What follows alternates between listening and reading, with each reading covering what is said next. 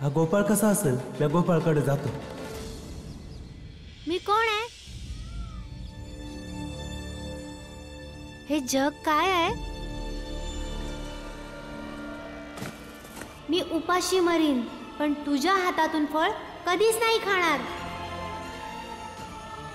अरे काहीतरी सांगा मला. मी कुठे, मला कुठे जायचंय?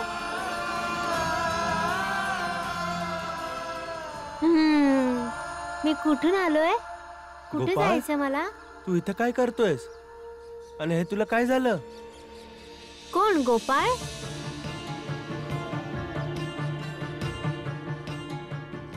आणि तू कोण आहेस?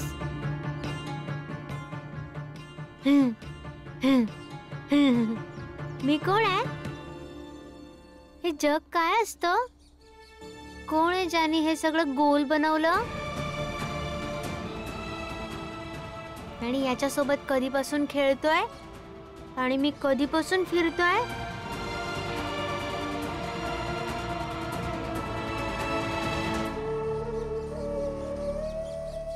मी नाचत पण आहे.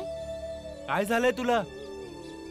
लांब हो, सगळे एकमेकांपासून लांब राहा, नाहीतर एक पडेल तो सगळ्यांना पाडून टाकेल. रामजी, पंचायत बसण्याची वेळ झाली आहे. पंचायत? आणि ती कशासाठी?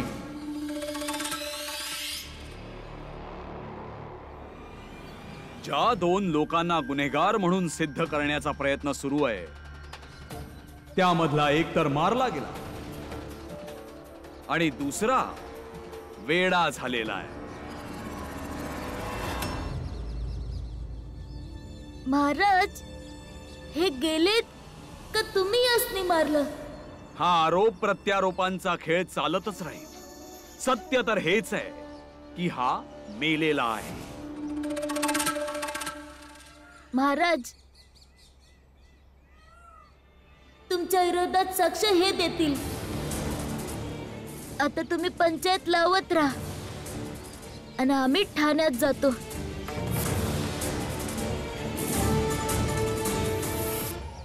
आमच्याबद्दल कोणालाही सांगायचा प्रयत्न केलास ना, असाच मारून टाकणार तुला पण. महाराज, महाराज, वाचवा मला महाराज. महाराज, या लोकांनी माझं अपहरण केलं होतं. लय वेळापासून सांगत होते तुमच्या विरोधात ते बोलावं जे यांनी सांगितलं आहे. मला वाचवा महाराज. सांगा, मी तुमच्या विरोधात कसं बोलू शकतो? आपल्याच गोष्टीवर पलटतो आहेस का? थांब, तुला दाखवतो. हे बाळा थांब. हा माणूस आता महाराजांच्या संरक्षणाखाली आहे. तू आता काहीच बिघडवू शकत नाही याचं. आणि कायद्यानं पंचायत समोर तर तुमची पेशी व्हायला पाहिजे, कारण तुम्ही लोकांनी जबरदस्ती या माणसाला इथं का उचलून आणलं? हा आयुर्वेदिक काढा पिऊन घे, महाराजने दिलाय, तुला त्रास कमी होईल. पी.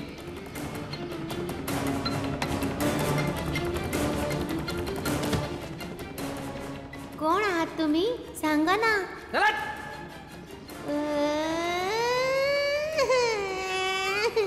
आणि हा गोपाल आता बतूर चांगला होता आणि आता अचानक पागल कसा काय झाला? आणि या गोपालच्या बापासनी कोणी मारलं ते सांगा आधी.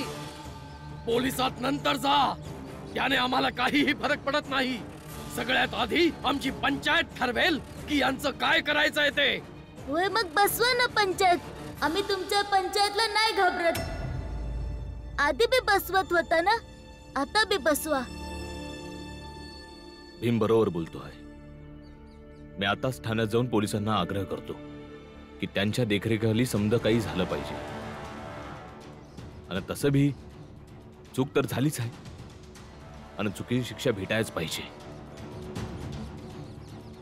आणि हे बी समजलं पाहिजे की गोपाळ आणि गोपाळचा बाप आमच्या समाजाचे नव्हते, तर मग कोणत्या समाजाचे होते?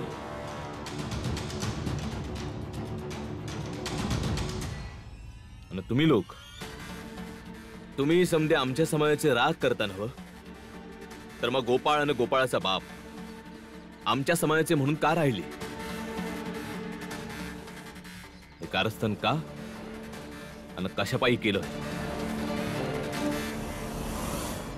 वय महाराज, पंचायत बसवा. या समध्या कारस्थानाची सत्यता लोकांपुढे आली पाहिजे.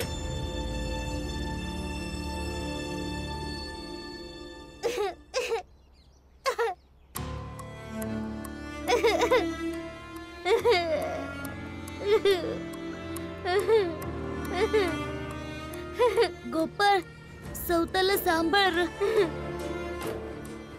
गोपाळ, मला नाही माहित गोपाळ, पण मी ठीक आहे. माहित नाही कोणाचे वडील मेलेत. मी तर फक्त मानवतेसाठी रडतोय. मी ठीक आहे. जर प्रश्न गोपाळच्या जातीचा असेल तर प्रश्न जरा गंभीरच आहे. आणि कुणी सांगावं, देवाने बनवलेल्या जाती व्यवस्थेच्या विरोधात गेल्यामुळेच देवानेच गोपाळला शिक्षा दिली असेल. त्यामुळे हा वेडा झालाय आणि याचं वेड होणंच हा गुन्हेगार असल्याची साक्ष आहे. आणि याची शिक्षा नक्कीच मिळणार. बघताय काय? उचला दगड आणि दगड मारून मारून त्या गोपाळचा जीव घ्या, जेणेकरून साताऱ्यातल्या लोकांना हा संदेश जाईल की आपल्या जातीच्या विरोधात खोटं बोलणाऱ्यांबरोबर आम्ही कशी वर्तणूक करतो. आणि हे उदाहरणही द्या की भले तो माणूस आमच्या जातीचा असला तरी आम्ही त्याला तीच शिक्षा देऊ जी अस्पृश्य जातीच्या लोकांना आपली जात लपवण्यासाठी दिली जाते. महाराज बरोबर बोलतायत. भावांनो, उचला दगड आणि याला जीवानी मारून टाका. भावांनो, हे दोघं बाप लेक या भीमरावसनी त्रास देण्यास अपराधी असो नाहीतर नसो, पर याईनं आपली जात लपवली आहे तर हा अपराध झालाय आणि या अपराधाची सजा याला मिळालंच पाहिजे. काय भावांनो? होय होय, मिळालंच पाहिजे. भावांनो, उचला दगडान मारा यासनी.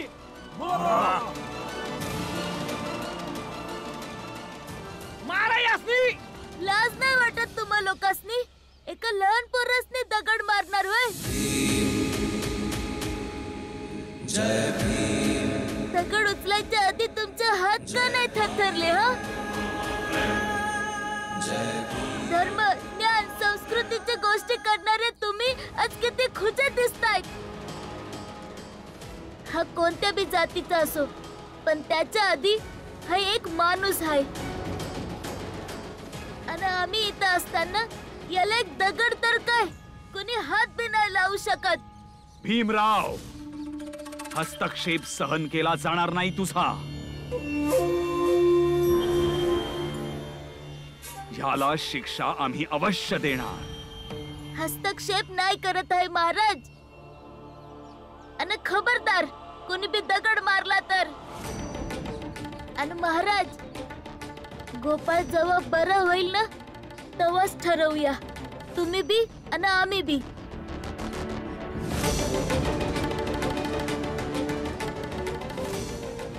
का याचे किती गुन्हे आहेत आणि काय काय आहेत.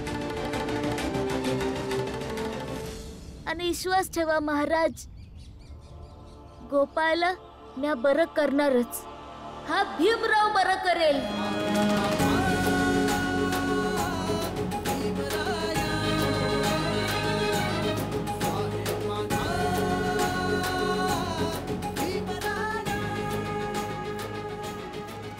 अनो, अरे या आगाऊ भीमरावचं काय ऐकताय? मारा दगड आणि जाता. मारा यांना. जर तुम्ही दगड उचलला तर आम्ही बी दगड उचलू. दगडाचं उत्तर दगडानेच देऊ, सोडणार नाही.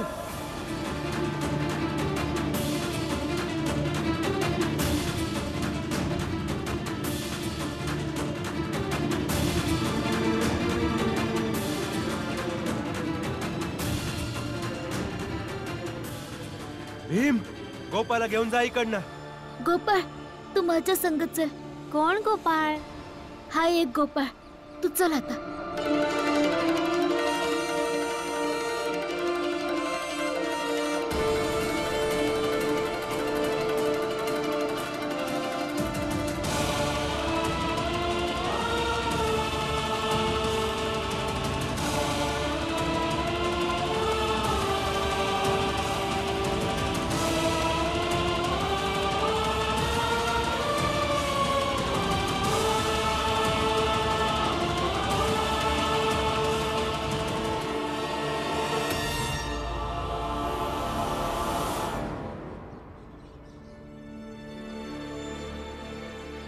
हे कोणाचं घर आहे? सांग ना, इथे कोण राहतं? तुझंच. म्हणजे हे गोपाळचं घर आहे. इथं गोपाळ आपल्या मोठ्या भावासंग आणि आपल्या बाबा संग राहायचा. हा गोपाळ कोण आहे? गोपाळ हाय एक पोरगा. मी तुला त्याच्या संग नंतर भेटवतो. आता सध्या तू घरला चल. चल बाळा.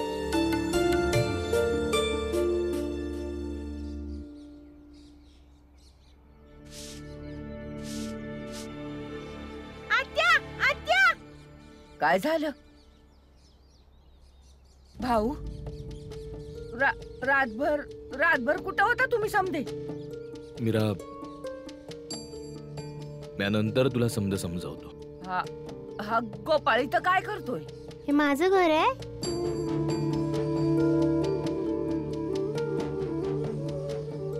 भाऊ, याला काय झालं?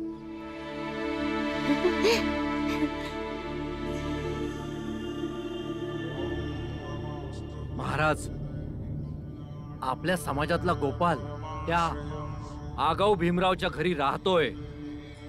काय हा आपल्या मान्यतेवर प्रहार नाहीये? काय या गोष्टीसाठी आपल्याला वाईट नको वाटायला? आणि महाराज, त्या भीमरावनं आम्हाला आव्हान दिलंय का त्या गोपालला बरं करून आमच्या विरुद्ध पंचायत लावणार. असंभव. आम्ही दिलेल्या जडीबुटीने जो कोणी वेडा झालेला आहे तो आजपर्यंत कधीच बरा नाही झालेला. आणि तो भीमराव, तो पण गोपाळला कधीच बरं करू शकणार नाही. पण महाराज, संकटाला आमंत्रण द्यायचंच का? तुम्हाला तर माहितीये भीमराव किती हट्टी आहे. तो काही ना काही प्रयत्न करून त्याला बरं करेल. आणि विश्वास ठेवा महाराज, गोपाळला म्या बरं करणारच. हा भीमराव बरं करेल. जर भीमरावने त्याला बरं केलं तर महाराज, आपल्या सर्वांसाठी तो संकट ठरेल. याचा अर्थ तुम्हाला आमच्या जडीबुटीपेक्षा त्या भीमराववर विश्वास आहे? क्षमा करा महाराज. गोपाल आल्यानंतर मलाही वाटलं होतं की त्या भीमरावाचा पराभव निश्चित आहे, पण तसं झालं नाही. उलट लोकांचा त्यावर विश्वास वाढला की भीमराव मध्ये खूप हिंमत आहे, त्याच्यात संघर्ष करण्याची शक्ती आहे. आणि आम्ही असताना याला एक दगड तर काय कुणी हात बी नाही लावू शकत. आणि कुठल्याही कार्याला अत्यंत जिद्दीने पूर्ण करण्याची त्याच्यात अद्भुत क्षमता आहे महाराज. तर पंडितजी, जाऊन त्या आगाऊ भीमरावच्या समाजात सामील व्हा ना. अहो, हे मी कधी म्हटलं शेठजी? आपल्या धर्मासाठी आणि समाजासाठी मी माझे प्राणही देऊ शकतो. पण आज पहिल्यांदा मला त्या भीमरावची भीती वाटते. म्हणून म्हणतोय, त्या गोपाळचं जिवंत राहणं आपल्या सगळ्यांसाठी धोक्याचं आहे. पण महाराज, समाजासाठी आपण जी व्यवस्था बनवली होती ती दोन्ही पक्षांना मान्य होती. पण जर त्यांना हे समजलं की हे आपलंच कारस्थान आहे तर महाराज, परिस्थिती हाताबाहेर जाईल.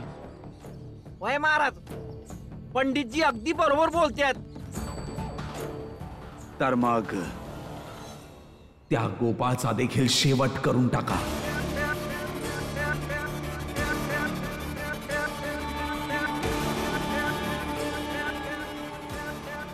आणि तसही जेव्हा घोडे शर्यतीच्या लायकीचे राहत नाहीत तेव्हा त्यांनाही मारून टाकलं जातं. आणि मग गोपाळ कोण होता, कसा होता, कुठून आला होता, सगळं काही संपेल. कोणालाच त्याच्याबद्दल काहीच माहिती पडणार नाही. म्हणजे ते रहस्य तसंच रहस्य म्हणून नष्ट होईल.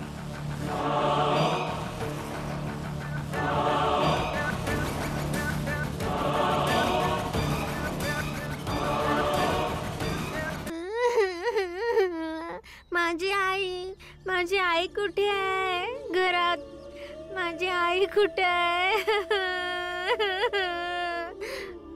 माझी आई.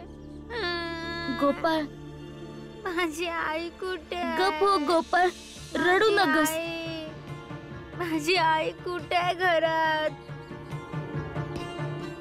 रामजी,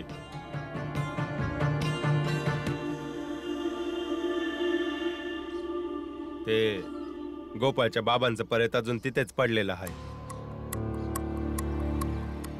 तर त्याचं काय करायचं?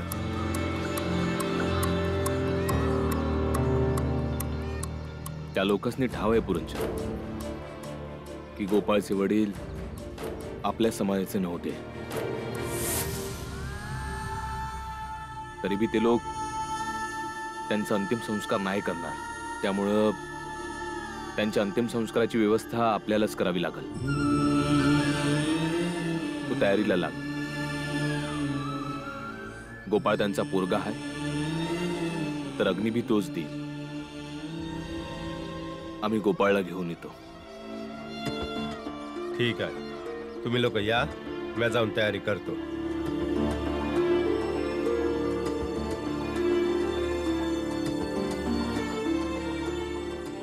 चल बाळा.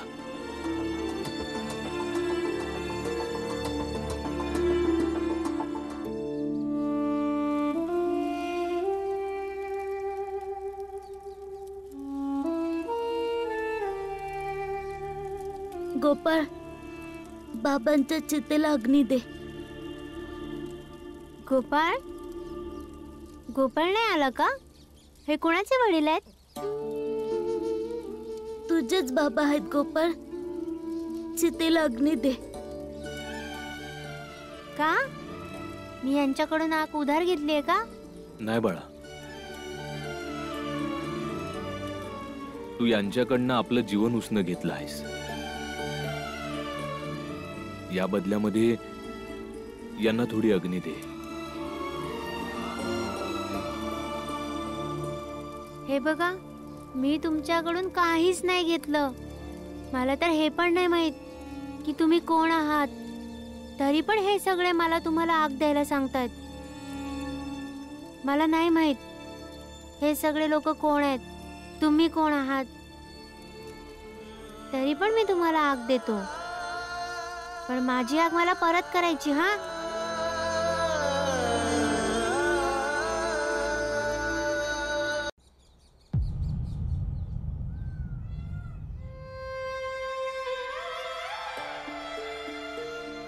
घे बाळा.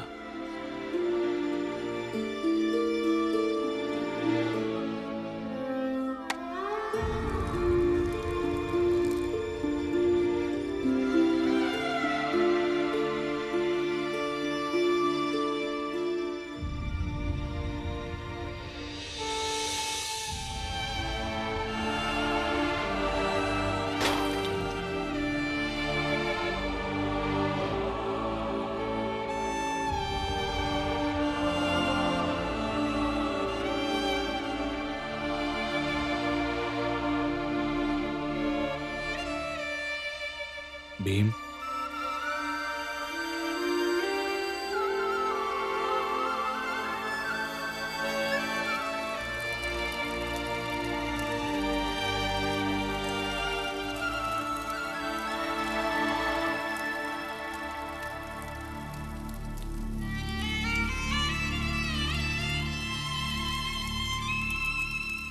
घे, अग्नी दे.